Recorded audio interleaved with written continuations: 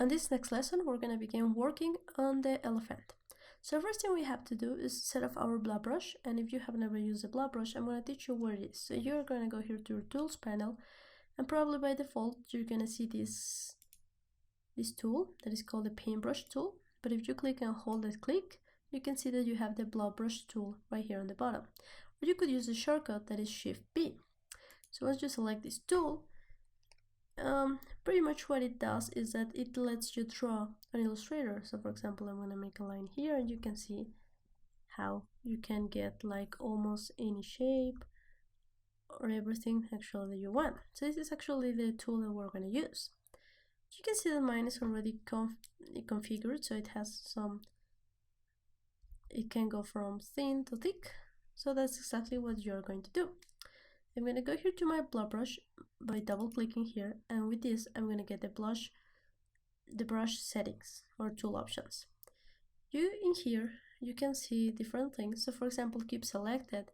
What that means is that it's going to keep selected what you paint. So for example, if I click that one and hit OK, you're going to see that even when I have finished making that brush, it is still selected. You can see the anchor points.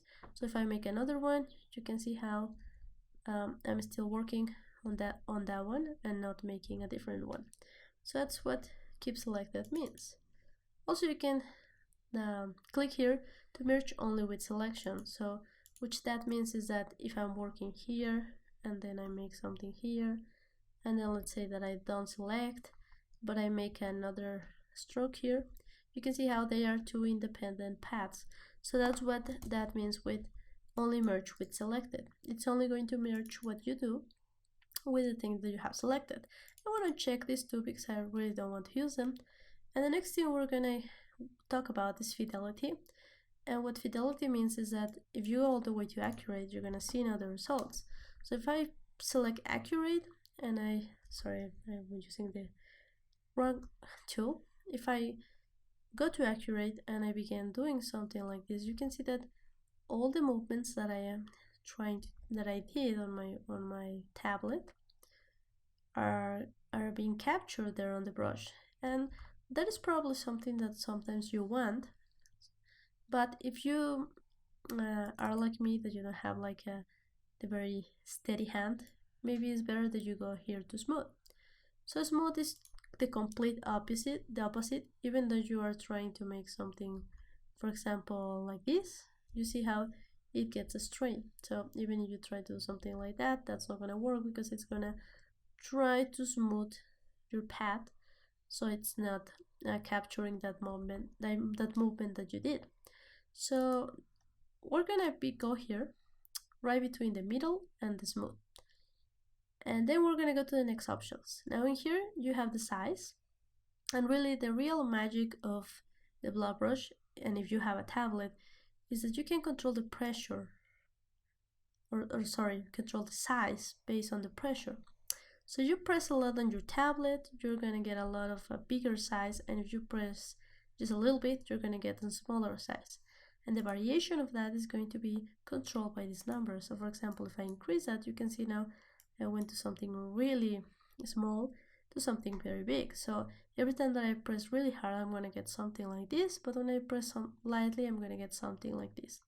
So that's probably what I want. Let's try those values. I'm going to hit OK, and now you can see that if I barely press, I get something like this, and if I press harder, I get something like that. That is really what you want to do. So those are nice settings. Now if you want to make your brush smaller or bigger, you could use the shortcut open bracket to make it smaller and close bracket to make it bigger. So once you have the size that you like, you can begin working on this. Now let's keep talking about the options. If you double click again here, you're gonna be able to see them. And now you can also control the angle and the roundness, and you could control it also with pressure or with the stylus wheel or with tilt. But for now, for this course, I'm not going to use the angle and the roundness, but if, for example, you want to get a different effect or a different style, you could change the angle and the roundness. So for example, if I decrease the roundness, you can see that now I have an ellipse instead of a circle. And if I change the angle, I could make it like this. So I'm gonna hit OK just for you, just so that you see what this is doing. And now you can see that I have a very different brush, because this one is looking more calligraphic and not as rounded as the other one. So if you want to give it a try to these settings, that's okay, but your illustration is going to look a little bit different than mine. So I'm going to go back to 100% roundness and just change the angle to 0.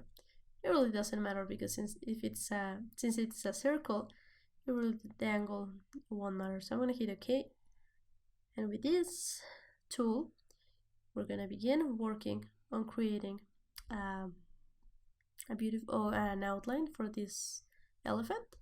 And if you don't own a tablet, you don't have to worry, because I'm gonna teach you on the next lesson how to set an alternative brush so you get kind of this effect even though you don't own a tablet. So see you on the next lesson.